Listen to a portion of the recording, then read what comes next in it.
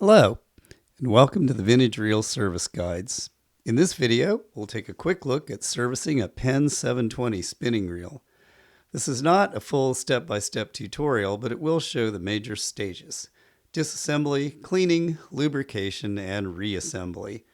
The detailed illustrated procedure lives on the Vintage Reel Service Guides site, which is linked in the description. As with any service procedure, it's a good idea to review the pages on the site that cover workspace setup, tools, safety, and pre-service inspection, and removing old line. We will assume you have reviewed these, or if you're more experienced, that you don't need to.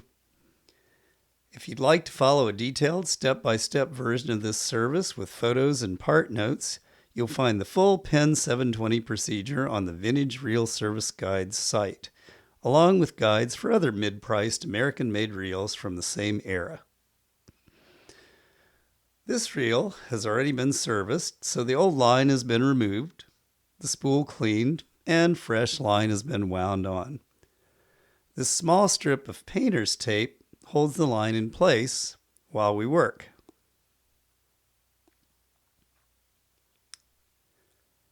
We'll start by disassembling the housing to expose the gears. First, the drag cap, spool, and handle come off. The drag cap just rotates counterclockwise, just spin it. And the spool pulls straight off. Now we can remove the handle. That rotates clockwise, opposite to the direction you would rotate it if you were retrieving line. And there's a small handle washer at the base. Make sure that you keep that in the tray, as it is a small part. Now we can remove the housing plate to expose the main gear and pinion. There's just one screw that holds the housing plate on, so we remove that.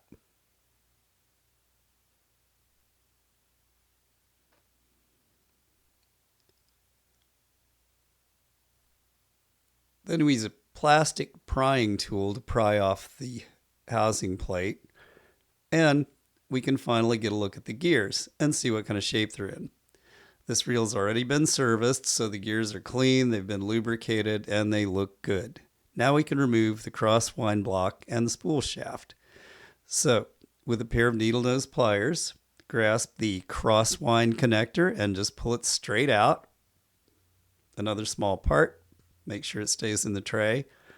And now you can pull out the spool shaft. It just pulls straight out.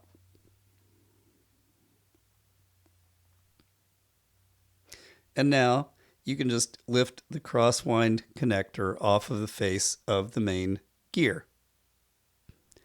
Now, finally, we can remove the rotor cup.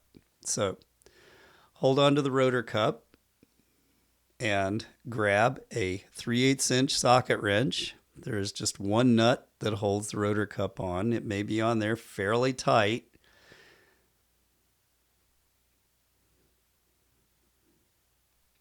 And it's a small part, so keep track of it in your tray and just lift the rotor cup straight off.